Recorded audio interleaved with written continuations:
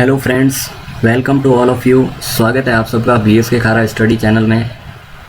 और आज हम डिस्कस करेंगे प्री डीएलएड या फिर नॉर्मली हम जिसको बीएसटीसी के नाम से जानते हैं, उसका जो एग्ज़ाम है वो 30 अगस्त को कंडक्ट होने वाला है। तो उसमें आपकी क्या स्ट्रेटजी रहनी चाहिए, क्या रणनीति आपकी रहनी चाहिए और उसका सिलेबस क्या क्या है और कौन कौन सी बुक्स आपको पढ़नी चाहिए जो आपको हेल्पफुल रहेगी और आपको अपने टारगेट तक लेके जाएगी, और किस अप्रोच के साथ में आपको तैयारी करनी चाहिए, कितना टाइम देना चाहिए, और भी अन्य आपकी जो नॉर्मल क्वेरीज जो रहती है उनके बारे में इस वीडियो में हम डिस्कस करेंगे। और ख़ास बात की जो न्यू एजुकेशन पॉलिसी आई है उसका आपके इस एग्ज़ाम पे क्या इफ़ेक्ट पड़ने वाला है, ये क्वेश्चन आपके दिमाग में ज़रूर चल रहा होगा। तो इसका जवाब भी आपको इस वीडियो में मिलेगा।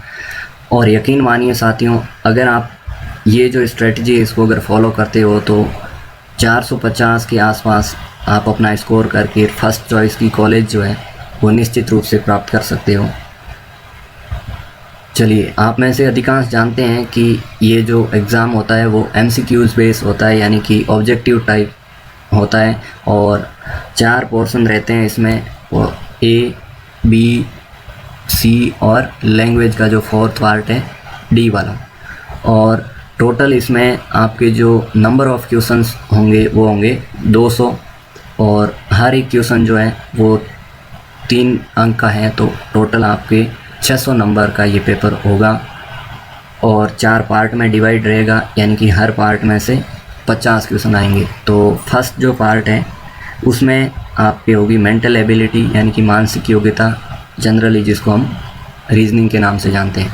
और बी वाला जो सेक्शन रहेगा उसमें आपकी राजस्थान जीके का जो पोर्शन है वो रहेगा, और इसके भी नंबर ऑफ़ क्वेश्चंस होंगे 50, और टोटल जो अंक रहेंगे इसके वो रहेंगे 150, यानी कि हर क्वेश्चन 3 नंबर का है तो 150 हो जाएंगे।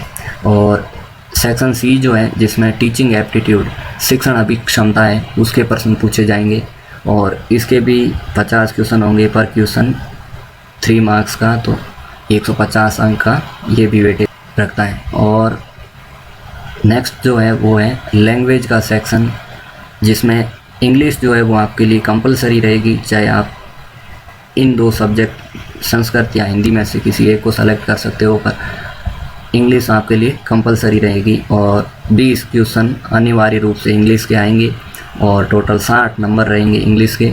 और संस्कृत या हिंदी में से आप कोई एक चूज़ कर सकते हो, और आप में से अधिकांश ने हिंदी को चूज़ किया होगा, तो इसके 30 क्वेश्चन रहेंगे और 90 अंक इसका अंक भार रहेगा। तो बहुत महत्वपूर्ण सेक्शन है, किसी भी सेक्शन को हम इग्नोर नहीं कर सकते, सबको एकदम बैलेंस लेके चलेंगे तब आप अच्छा स्कोर कर पाएंगे। अब देखते हैं इनका डिटेल सिलेबस क्या है। तो फर्स्ट जो पोर्शन है वो है मेंटल एबिलिटी, और क्वेश्चन हमने अभी जाना था कि 50 आएंगे, और टोटल जो इसके 150 अंक वेटेज रहेगा। क्या क्या सिलेबस रहेगा इसका?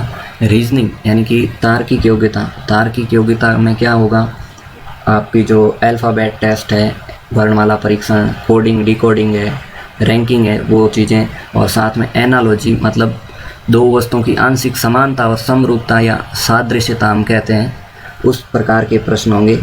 विजातीय छांटना, फिर डिस्क्रिमिनेशन, ये विभेदीकरण है, उसमें ऑड मैन को आउट करना है। उसके बाद में आपका जो होगा वो होगा रिलेशनशिप, यानी संबंधता, इसमें जो है ब्लड रिलेशन टेस्ट भी आप। अगला जो होगा वो होगा एनालिसिस, विश्लेषण, इसमें वेन डायग्राम और सीरीज, इस ढंग के क्वेश्चन आपके होंगे। और अंत में जो है वो होगा लॉजिकल थिंकिंग, तार्किक चिंतन।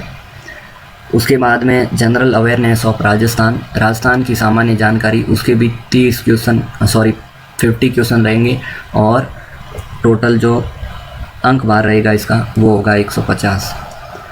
इसमें क्या क्या पूछा जाएगा? हिस्ट्रिकल एस्पेक्ट, ऐतिहासिक पक्ष, यानी कि राजस्थान का इतिहास जो है उससे संबंधित भी आपके क्वेश्चन होंगे। साथ में पॉलिटिकल एस्पेक्ट, यानी कि राजनीतिक पक्ष है, तो राजस्थान की जो पॉलिटी है उसके भी जनरल ओवरव्यू के क्वेश्चन आपके होंगे। साथ में art culture and literature aspect, कला संस्कृति और साहित्य का जो पक्ष है उससे भी आपके क्वेश्चन होंगे। फिर इकोनॉमिक एस्पेक्ट, यानी कि आर्थिक पक्ष जो है राजस्थान की इकोनॉमी है उससे भी क्वेश्चन आपके रहेंगे। फिर है जियोग्राफिकल एस्पेक्ट, भौगोलिक पक्ष, और फिर फोक लाइफ, लोक जीवन। अब लोक जीवन में सभी आ जाएगा कि जैसे लोकगीत है, लोक नृत्य हैं, लोक वाद्य यंत्र हैं, ये सारी चीज़ें, लोक देवता, सारी चीज़ें। और सोशल एस्पेक्ट, सामाजिक पक्ष में इनमें सामाजिक जो बुराइयां हैं, कब कहाँ पर किसने रोक लगाई थी, वो सारी चीज़ें। और साथ में अंत का आपका जो टॉपिक होगा वो होगा टूरिज्म एस्पेक्ट, यानी कि पर्यटन पक्ष। पर्यटन पक्ष में जो दुर्ग है, स्थापत्य कलाएँ हैं और दर्शनीय स्थल हैं, वो सारी चीज़ें पूछी जाएगी। फिर जो सी सेक्शन है वो रहेगा आपके टीचिंग एप्टीट्यूड का, शिक्षण अभिक्षमता का। इसके 50 प्रश्न होंगे और 150 अंक बार रहेगा। क्या पूछा जाएगा? टीचिंग और लर्निंग, शिक्षण और अधिगम दो अलग अलग चीज़ें हैं। एक तो है टीचिंग मतलब सिखाना, पढ़ाना, और फिर है लर्निंग, सीखना, यानी कि बच्चा अधिगम कैसे करता है, लर्न कैसे करता है, उसके बारे में आपको जो जनरल अवेयरनेस वाले क्वेश्चन पूछे जाएंगे। तो यहाँ पर जो टीचिंग लर्निंग प्रोसेस है, शिक्षण अधिगम प्रक्रिया है कि कैसे पढ़ाया जाता है, कैसे सीखा जाता है। आपको पढ़ाना तो होगा ही, पढ़ाने के लिए तो आप में वो एप्टीट्यूड तो चाहिएगा ही, साथ में बच्चा सीखता कैसे है, जैसे वो भाषा का ग्रहण कैसे करता है, ये सारी चीज़ें भी आपके भीतर डेवलप हो जानी चाहिए। क्योंकि आपको एक तरफा नहीं सोचना है, बच्चे की जो मानसिकता है, बच्चे की जो योग्यता है, उसको जान करके उसको अधिगम करवाना है। तो शिक्षण अधिगम। और फिर होगा लीडरशिप क्वालिटी, यानी कि नेतृत्व का गुण। आप एक शिक्षक बनने जा रहे हैं तो शिक्षक आप समाज से या फिर लोगों से अलग रह के नहीं बनेंगे। आप विद्यालय में जाएंगे तो भी आपका जो विद्यालय स्टाफ है उसको भी आपको साथ में लेके चलना होगा, साथ में बच्चों की जो विभिन्न समस्याएं हैं उनको भी जानते हुए उनको सॉल्व कैसे करना है, ये सारी चीज़ें। इसके लिए आपको मतलब लीडरशिप की क्वालिटी आपके भीतर होनी चाहिए, तो उससे संबंधित भी क्वेश्चन होंगे। साथ में जो क्रिएटिविटी, सृजनात्मकता या रचनात्मकता या विधायकता जिसको हम कह सकते हैं, वो भी हर बच्चे में कुछ नया करने की एक ललक होती है, नया करने की क्षमता होती है। उस क्षमता को पहचान के, चाहे अब हर बच्चा ज़रूरी नहीं है कि पेंटिंग में अच्छा हो, कुछ बच्चे गाने में अच्छे हो सकते हैं, कुछ लिखने में अच्छे हो सकते हैं, मतलब बहुत सारे उनके फील्ड हो सकते हैं अपनी सृजनात्मकता को दिखाने के लिए। तो आपको उनकी सृजनात्मकता को पहचानना है कि इस बच्चे में ये विशेषता है, इस क्षेत्र में ये आगे बढ़ सकता है, उसको पहचान करके उसको डेवलप करना भी आपका दायित्व है। तो सृजनात्मकता है, उससे संबंधित प्रश्न आपके होंगे। फिर अगला एक और महत्वपूर्ण टॉपिक रहेगा CCE, यानी कि कंटिन्यूअस एंड कॉम्प्रहेंसिव इवोल्यूशन, सतत एवं व्यापक मूल्यांकन। पहले क्या होता था, हम केवल जो है पेपर पेंसिल टेस्ट को ही सब कुछ मानते थे कि अगर एक जो लिखित एग्ज़ाम है जिसमें बच्चे ने रट के लिखा है, जब हमने एग्ज़ाम उसका लिया है तो उसमें वो कैसा परफॉर्म कर पाया, उसके आधार पर ही हम उसके संपूर्ण व्यक्तित्व का आकलन करते थे कि अगर उसने अच्छा लिखा है, 100 में से अगर वो 100 नंबर ले आया तो अच्छा बच्चा है और हर तरीके से वो बेहतर है, और अगर उसके एग्ज़ाम में नंबर कम आए तो वो कुछ भी नहीं है, जबकि ऐसा नहीं है। अब पेपर पेंसिल टेस्ट तो केवल एक पक्ष हुआ कि उसकी जो एकेडमिक ग्रोथ है उसके बारे में बता रहा है, जबकि बच्चा एक सामाजिक प्राणी भी है। तो वो जो सह शैक्षिक गतिविधियाँ होती है, को करिकुलम एक्टिविटीज़ जैसे खेल है, जैसे बोलना है, लोगों के साथ में मिलजुल के कार्य करना है, समाज में व्यवहार करना है, शिक्षकों के साथ में और अपने अन्य साथियों के साथ में इंटरेक्ट करना है, अन्य जो गतिविधियाँ हैं जैसे NCC है, जैसे किसी प्रकार का खेल है, भाषण है, उनमें वो कैसा, ये सारी चीज़ें इवोल्यूएट की जाती हैं, इनका मूल्यांकन किया जाता है CCE पैटर्न में। तो उससे संबंधित भी क्वेश्चन होंगे। साथ में कम्युनिकेशन स्किल्स, यानी कि संप्रेषण कौशल। आप एक शिक्षक बनने जा रहे हैं तो आप अपनी बात को कैसे अभिव्यक्त कर पाते हैं, जिससे कि आप जो कहना चाहते हैं और जिस सेंस में कहना चाहते हैं उसी सेंस में सामने वाला समझे, और सामने वाले की जो बातें हैं उनको भी आप जो वो कहना चाह रहा है, जिस भाव में कहना चाह रहा है उसी भाव में आप ग्रहण करें, समझे। ये सारी चीज़ें भी आपकी टेस्ट की जाएगी, यानी कि कम्युनिकेशन स्किल से संबंधित भी प्रश्न पूछे जाएंगे। फिर अगली है प्रोफेशनल एटीट्यूड, यानी कि व्यावसायिक अभिवृत्ति। इसमें मतलब आप एक शिक्षक बनने जा रहे हो तो शिक्षक की एक योग्यता और एक शिक्षक का जो नज़रिया होता है, शिक्षक का जो एटीट्यूड होता है, वो आपके भीतर है कि नहीं है, उसका भी टेस्ट किया जाएगा। साथ में सोशल सेंसिटिविटी, यानी कि सामाजिक संवेदनशीलता, जो समाज में विभिन्न प्रकार की समस्याएं हैं या फिर बच्चे जो है विभिन्न सामाजिक परिवेश से आते हैं, कुछ पिछड़े बच्चे हो सकते हैं, कुछ जो है अमीर हो सकते हैं, कुछ जो है बिल्कुल मतलब आर्थिक रूप से निम्न तबके के बच्चे हो सकते हैं, कुछ दिव्यांग हो सकते हैं, कोई मेंटली रिटार्डेड हो सकते हैं, उनके प्रति आप कितने सेंसिटिव है और उन सबको साथ में लेकर के आप शिक्षण अधिगम प्रक्रिया है, सीखने सिखाने की जो प्रक्रिया है उसको कैसे आगे बढ़ा पाते हैं, ये सारी चीज़ें भी ये जो सामाजिक संवेदनशीलता का टॉपिक है इसमें पूछी जाएगी। और आखिरी जो पोर्शन है डी पोर्शन, उसमें लैंग्वेज एबिलिटी के 50 क्वेश्चन होंगे, जिसमें से 20 क्वेश्चन जो है वो होंगे इंग्लिश के। ये अनिवार्य रहेगी इंग्लिश, चाहे आप सेकंड के रूप में संस्कृत लेते हो या फिर हिंदी लेते हो, पर इंग्लिश अनिवार्य रूप से रहेगी। 20 क्वेश्चन इसके होंगे और हर क्वेश्चन 3 नंबर का, तो टोटल जो है 60 अंक इसके रहेंगे। क्या क्या पूछा जाएगा? Comprehension, sporting errors, narration, preposition, article, connectives, correction of sentences, kinds of sentences, sentence completion, tense, vocabulary और synonyms, antonyms, one word substitution, spelling errors, ये आपके टॉपिक रहेंगे इंग्लिश में। इनमें से कुल 20 प्रश्न पूछे जाएंगे। अब कॉम्प्रहेंशन है, इसी में अधिकांश ये जो एंटेनोम है, सिनोनिम है, उनको सम्मिलित कर लिया जाएगा। और ये जो 30 क्वेश्चन रहेंगे, अगर आपने संस्कृत सेलेक्ट किए तो 30 क्वेश्चन संस्कृत के आपको सॉल्व करने होंगे, अगर आपने हिंदी लिया है तो आपको हिंदी वाले सॉल्व करने होंगे। पर मैं उम्मीद कर रहा हूँ कि आप में से अधिकांश ने हिंदी सेलेक्ट की होगी, तो 30 क्वेश्चन हिंदी के या संस्कृत लिए तो संस्कृत के रहेंगे और 90 अंक है ये कैरी करते हैं। अब संस्कृत में क्या क्या पूछा जाएगा? स्वर और व्यंजन की इनका उच्चारण स्थान क्या है, कहाँ से ये उच्चारित किए जाते हैं। शब्द रूप में भी कौन कौन से? अकारांत पुल्लिंग जैसे राम शब्द है, कृष्ण शब्द है, ये वाले, और अकारांत स्त्रीलिंग और नपुंसकलिंग। केवल अकारांत शब्द रूप पूछा जाएगा। साथ में धातु रूप में लट लकार, लोट लकार, लंग लकार और विधिलिंग लकार, केवल 4 लकार जो है इनसे संबंधित धातु रूप के प्रश्न पूछे जाएंगे। फिर उपसर्ग और प्रत्यय, संधि, स्वर, व्यंजन और विसर्ग और समास, तत्पुरुष, द्विगु और कर्मधारय समास से संबंधित प्रश्न होंगे। लिंग, वचन, विभक्तियाँ और कारक ज्ञान से संबंधित प्रश्न पूछे जाएंगे। अगर आपने हिंदी सेलेक्ट की है तो उसमें शब्द ज्ञान में क्या क्या? पर्यायवाची शब्द, विलोम शब्द, ऑपोजिट वर्ड और युग्म शब्द या फिर जिनको अपन कहते हैं जोड़े वाले शब्द, और साथ में वाक्य विचार, वाक्य में वो सब पूरा टॉपिक सम्मिलित रहेगा कि वाक्य के प्रकार कितने हैं, अर्थ के आधार पर कितने हैं, और सामान्य रूप में वाक्यों की संरचना के आधार पर वाक्य के प्रकार कितने हैं, इस प्रकार के क्वेश्चन होंगे। साथ में शुद्धिकरण, शब्द शुद्धि और वाक्य शुद्धि। अब शुद्धिकरण पूछ रहा है, ये शुद्धि शब्द भी गलत लिखा है कि करण प्रत्यय जहाँ भी लगता है ये ई बड़ी हो जाती है। एनीवे, आपको शब्द शुद्धि और वाक्य शुद्धि के प्रश्न पूछे जाएंगे। मुहावरे एवं कहावतें जो है उनसे प्रश्न होंगे। संधि, समास, उपसर्ग, प्रत्यय और वाक्यांश के लिए एक सार्थक शब्द पूछा जाएगा। तो अब तक हमने डिस्कस किया है कि सिलेबस क्या रहेगा। तो एक जनरल ओवरव्यू आपको रहना चाहिए कि 4 सेक्शन होंगे, हर सेक्शन से 50-50 क्वेश्चन आएंगे और 150 नंबर वो कैरी करेंगे। टोटल 600 नंबर का एग्ज़ाम होगा विदाउट एनी नेगेटिव मार्किंग। और फर्स्ट सेक्शन जो होगा वो रीजनिंग का होगा, सेकंड वाला राजस्थान जीके का, और थर्ड वन जो है वो होगा टीचिंग एप्टीट्यूड का, और लास्ट वन इज़ लैंग्वेज। और लैंग्वेज में भी इंग्लिश कंपलसरी रहेगी और उसके 20 क्वेश्चन होंगे, साथ में हिंदी या संस्कृत के 30 क्वेश्चन होंगे। कि जो है न्यू एजुकेशन पॉलिसी, इसका इस एग्ज़ाम पे क्या प्रभाव होने वाला है। तो ये एग्ज़ाम आपको पता हो तो कंडक्ट होने वाला है 30 अगस्त को, यानी कि आज से लगभग 1 महीने बाद में। तो देखा जाए तो न्यू एजुकेशन पॉलिसी है, ये जो एकेडमिक सेशन 2021 है उससे लागू होने वाली है और आपका एग्ज़ाम अभी होने वाला है। तो करंट सिचुएशन को यानी कि कोविड-19 की वजह से आपका एग्ज़ाम पोस्टपोन्ड हो सकता है, पर ये जो न्यू एजुकेशन पॉलिसी है इसका आपके एग्ज़ाम पर अभी किसी प्रकार का कोई इफ़ेक्ट नहीं पड़ने वाला। आपका जो एग्ज़ाम निश्चित समय पे होगा अगर परिस्थितियाँ सामान्य रही तो आप तैयारी कर रहे हैं या करने का विचार कर रहे हैं तो आज ही जुट जाइएगा।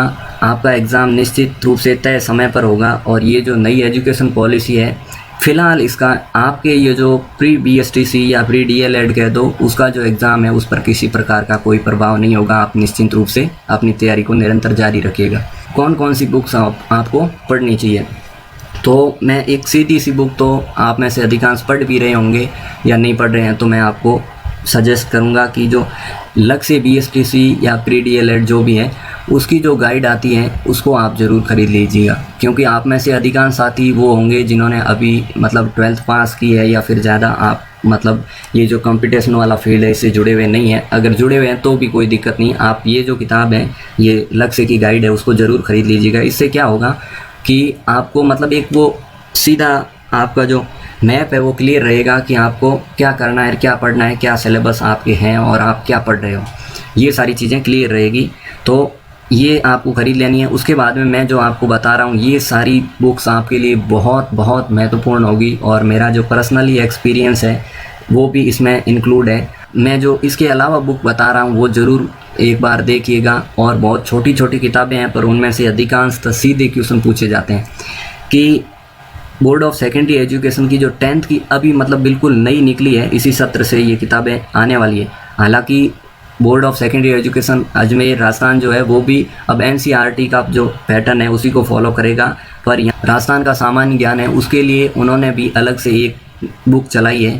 तो ये जो बुक है ये 10th क्लास की बुक है जिसका नाम है राजस्थान का इतिहास व संस्कृति। इसमें आपके जो टॉपिक हैं यानी कि सिलेबस दिया हुआ है राजस्थान जीके का वो सभी टॉपिक इसमें हैं और बहुत छोटी बुक है ये, केवल इसके जो 84 पेज हैं और अधिकांश मतलब आपके सीधे टॉपिक यहाँ से पूछे जाएंगे। अगर आपको ये बुक मार्केट में नहीं मिल रही है तो हमारा जो टेलीग्राम चैनल है जिसका मैं डिस्क्रिप्शन में इस वीडियो के नीचे डिस्क्रिप्शन में लिंक दे दूँगा, BSK खारा स्टडी करके टेलीग्राम चैनल है, वहाँ पर आपको ये बिग बुक जो है PDF फॉर्मेट में मिल जाएगी, वहाँ जाके भी आप इसको डाउनलोड कर सकते हैं। तो ये वाली बुक ज़रूर पढ़िएगा, बहुत छोटी बुक है, इसको आप मतलब 2-3 दिन में बड़े आसानी से रिवाइज कर सकते हो और सभी टॉपिक कवर कर रही है जो आपके सिलेबस में है। और अगर आप ये नहीं कर रहे हो तो जो पहले राजस्थान अध्ययन की 9th से 12th तक की जो राजस्थान अध्ययन की बुक चलती थी आप वो ख़रीद सकते हो, पर वो 4 बुक हो जाएगी। अधिकांश मतलब कुछ लेसन उसमें ऐसे भी है जो आपके टॉपिक आपके सिलेबस में नहीं है, तो आप ये ज़रूर ख़रीद लीजिएगा, उसको अवॉइड कर सकते हो। उसके बाद में हिंदी के लिए आपको कौन सी बुक खरीदनी है? हिंदी के लिए नवीन व्याकरण और रचना जो कि board of secondary education Rajasthan की पुरानी वाली बुक है। बीच में आपको पता हो तो एक नई बुक चली थी हिंदी व्याकरण के लिए 9th 10th 11th 12th के लिए, वो वाली नहीं खरीदनी है आपको। ये जो पुरानी वाली बुक है जो लगभग 2012-13 से चल रही है उसको ख़रीदना है।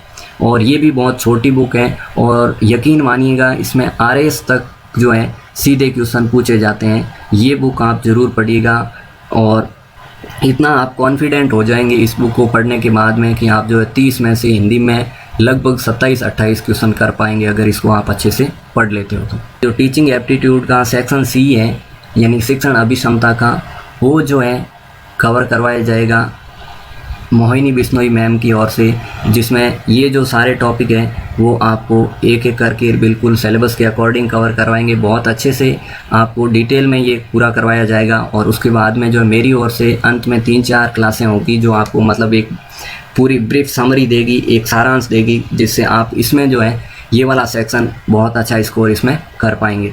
और साथ में मोहिनी बिश्नोई मैम की ओर से इंग्लिश का जो पोर्शन है उसको भी करवाया जाएगा। आप में से अधिकांश ये सोच रहे होंगे कि इंग्लिश को अवॉइड करें या फिर इंग्लिश नहीं आती। यहाँ पर जो इंग्लिश के क्वेश्चन आते हैं वो बहुत आसान है। अगर आप थोड़ी भी समझ रखते हो इंग्लिश, आप अच्छे से पढ़ लेते हो और आप भी अगर उसको ट्रांसलेट करके समझ सकते हो तो आप 13-14 क्वेश्चन बड़े आसानी से कर सकते हो। तो आप हमारे इस चैनल से जुड़े रहिएगा और अपने जितने भी साथी हैं उनके साथ में भी इस वीडियो को शेयर कीजिएगा। ये वाले जो 2 सेक्शन है इंग्लिश का और टीचिंग एप्टीट्यूड का वो कंप्लीट करवाया जाएगा। नेक्स्ट जो सेक्शन B है जनरल अवेयरनेस ऑफ राजस्थान, उसके भी 50 क्वेश्चन आएंगे और 150 नंबर जो है कैरी करता है। इसके लिए मेरी ओर से आपके सिलेबस के अकॉर्डिंग बिल्कुल टॉपिक वाइज जो है इसके लिए क्वेश्चन लाए जाएंगे। और ऐसा भी नहीं होगा कि केवल एक झलक दिखला दी और जो सदाबहार क्वेश्चन है बिल्कुल सामान्य क्वेश्चन है वो लाएँ और चले गए। बिल्कुल सिलेबस के अकॉर्डिंग आपके सभी जो टॉपिक है उनके क्वेश्चन आएंगे, जिससे आपका जो कंसेप्ट है वो भी साथ में क्लियर होता चला जाएगा और आप कॉन्फिडेंट हो पाएंगे अपने सिलेक्शन को लेकर के। और साथ में हिंदी का जो पोर्शन है वो भी मेरे द्वारा कवर करवाया जाएगा। अब कितना समय दें और कैसे पढ़ें इसके बारे में, तो समय घंटों में अगर आप पूछ रहे हैं तो मेरा जवाब आपके लिए ये है कि आप जो पढ़ाई है उसको घंटों में तोलना बंद कर दीजिएगा। आप जब तक पढ़िएगा तब तक आप थक नहीं जाते और आपका शरीर साथ दे रहा है, मानसिक रूप से जब तक आप स्वस्थ महसूस कर रहे हैं तब तक पढ़ते रहिएगा। अभी केवल 1 महीना बचा है, इस 1 महीने में कम से कम आपको 6 घंटे पर डे तो पढ़ना ही है। इससे अधिक भी कर पाते हो तो बहुत बेहतर है, पर 6 घंटे तो करना ही है, क्योंकि इतना नहीं कर पाए तो आपका सिलेबस है वो कंप्लीट नहीं हो पाएगा। और सिलेबस जब तक कंप्लीट नहीं हो पाता, आप भले ही मतलब अच्छी चीज़ें पढ़ लेते हो पर पूरा नहीं पढ़ पाते हो, तब तक आप सिलेक्शन से कहीं ना कहीं दूर रह रहे हो। तो तैयारी करने के लिए अब बिल्कुल किसी प्रकार के कोई मंत्राज नहीं होते कि मैंने बता दिए और बस जाओ और आपका सिलेक्शन हो गया। नियमित रूप से अध्ययन करना है और डेली का 6 से 8 घंटे ज़रूर। और ख़ास बात कि आपको जो प्रीवियस ईयर के पेपर जितने भी हैं उन सबको एकदम सिस्टमेटिक ढंग से बैठ के सॉल्व करना है। ऐसे नहीं कि देख लेते हैं कि पहले वाले साल में कैसे क्वेश्चन आए हैं। आप व्यवस्थित रूप से बैठ के और पूरा पेपर जो है निश्चित समय में सॉल्व करने का प्रयास करें, और बाद में आप जो अपना खुद का स्वयं मूल्यांकन भी करें कि कितने क्वेश्चन मेरे सही हुए हैं, कितने नंबर आ रहे हैं। अब रीजनिंग के लिए आपको क्या करना है, रीजनिंग के लिए आपको केवल और केवल प्रैक्टिस करनी है, और प्रैक्टिस के लिए आपको कम से कम जो है डेली इसको 2 से 3 घंटे रोज़ाना के देने होंगे। और प्रैक्टिस के लिए ये जो लक्ष्य वाली गाइड मैंने बताई है वो भी उचित है। और अगर आपको लगता है कि वो आप आसानी से कर लेते हो तो आप जो है US शेखावत द्वारा लिखित जो रीजनिंग के लिए बुक है वर्बल एंड नॉन वर्बल, वो वाली ला सकते हो। पर मेरे लिए यहाँ से आप लक्ष्य को भी कर लेते हो, और साथ में मतलब अंत में तो ऐसी सिचुएशन आएगी कि आप उल्टा सीधा दिमाग लड़ाओगे तो भी विदिन 30 सेकेंड के भीतर आपका आंसर आ जाएगा। तो रीजनिंग के लिए रोज़ाना प्रैक्टिस कीजिएगा, और जो टेलीग्राम वगैरह पर जो क्विजेज चलती हैं उनको अवॉइड कीजिएगा। आप निश्चित रूप से व्यवस्थित रूप से पढ़ के और बाद में जो है पहले वाले साल के जहाँ भी आपको प्रश्न पत्र मिल जाएं उनको सॉल्व कीजिएगा, और हमारे साथ में ज़रूर जुड़े रहिएगा। और इसके लिए आप जो हमारा टेलीग्राम चैनल है BS के खारा स्टडी, उसको भी आप ज्वाइन कर सकते हो। वहाँ पर आपकी किसी प्रकार की क्वेरीज है वो भी आप पूछ सकते हो, और साथ में जो स्टडी मटेरियल है वो भी आपको वहाँ पे अवेलेबल होगा। अब बिल्कुल मैं आपको अंत में वो बताने जा रहा हूँ कि आपको करना क्या है, किस ढंग से आपको तैयारी करनी है, और बिल्कुल सब्जेक्ट वाइज मैं बात करूँगा अभी। तो सबसे पहले आता है आपका पोर्शन रीजनिंग। रीजनिंग में आप पहले तो खुद पर वो विश्वास बनाएं कि मैं कर सकता हूँ, बिल्कुल आसानी से मैं सब कुछ कर लूँगा। इसके लिए क्या करना होगा, आपको मतलब जो बिल्कुल जनरल चीज़ें हैं वो आप पढ़ना स्टार्ट कीजिएगा। जैसे कि जो ट्रिपलेट हैं वो आप याद कीजिएगा, और साथ में जो है कम से कम आपको 20 तक की टेबल याद होनी चाहिए, 20 तक के स्क्वायर्स आपको याद होने चाहिए, 10 तक आपको क्यूब याद होने चाहिए, और उसके बाद में आप जो है लक्ष्य से प्रैक्टिस कीजिएगा। और अंत में अगर आपको लग जाता है कि लक्ष्य से आपने कर लिया है तो आप US शेखावत की जो रीजनिंग की बुक है वो उठा सकते हो। उसके बाद में अगला सेक्शन रहता है राजस्थान GK का। उसके लिए आपको क्या करना है, हमारे साथ में जुड़े रहना है, और हम जो क्वेश्चन करवाएंगे उनको सॉल्व करना है, और साथ में जो मैंने बुक बताई है वो उसको एकदम पूरी तरीके से घोट के पढ़ लेना है। कौन सी बुक, जो सेकेंडरी बोर्ड की 10th की जो बुक है राजस्थान का इतिहास और संस्कृति, उसको अच्छे से आपको पढ़ना है। निश्चित मानिए उसमें से बहुत सारे क्वेश्चन आपको एग्ज़ाम में देखने को मिलेंगे। और उसके बाद में अगला जो टीचिंग एप्टीट्यूड है वो आपके लिए बहुत महत्वपूर्ण हो सकता है, और आपको वो बहुत अंकदायी सेक्शन के रूप में साबित हो सकता है, जिसमें आप 135 प्लस का भी स्कोर कर सकते हो। और इसके लिए आप जो है हमारे वीडियो नियमित रूप से देखिएगा, और बाद में जो अंत में क्लासें होगी मैराथन के रूप में हम लेंगे वो भी आपके लिए बहुत हेल्पफुल होगी। और अंत में बिल्कुल आपको ऐसी जो वो समझ लीजिएगा कि घुट्टी दी जाएगी, जिससे आप ये जो टीचिंग एप्टीट्यूड वाला पोर्शन है उसमें बहुत अच्छा स्कोर कर पाएंगे। और फिर रही बात लैंग्वेज वाले सेक्शन की, तो उसके लिए आपको जो ये व्याकरण एवं रचना की बुक है पुरानी वाली जो राजस्थान बोर्ड में चलती थी वो वाली बुक पढ़ लेनी है हिंदी में। और इंग्लिश के लिए अगर आप मानते हो कि मेरे हाथ बिल्कुल भी तंग है तो भी आप एक बार पढ़ जरूर लीजिएगा, उसमें भी आप 30 में से 10 क्वेश्चन बड़ी आसानी से कर सकते हो। और हमारा जो YouTube चैनल है वहाँ पर भी हम प्रयास करेंगे कि इंग्लिश का जो है सिलेबस आपको कंप्लीट करवाया जाए। सो थैंक यू गाइस, आप सब निरंतर रूप से लगे रहिएगा, 1 महीने तक कंटिन्यू पढ़ाई कीजिएगा और हमारे साथ में हमेशा कनेक्टेड रहिएगा। और अगर आपको ये वीडियो हेल्पफुल लगा है तो अपने दोस्तों के साथ में इसको शेयर कीजिएगा। और PTET का जो एग्ज़ाम है या फिर जो प्री DLED है उसके लिए आपके जितने भी साथी तैयारी कर रहे हैं उन तक इस वीडियो को ज़रूर पहुंचाइएगा। और भी किसी प्रकार की क्वेरीज़ के लिए आप जो हमारा टेलीग्राम चैनल है BSK खारा स्टडी, उसको भी ज्वाइन कर सकते हो। So thank you guys, please share our video, subscribe our channel. Thanks to all of you.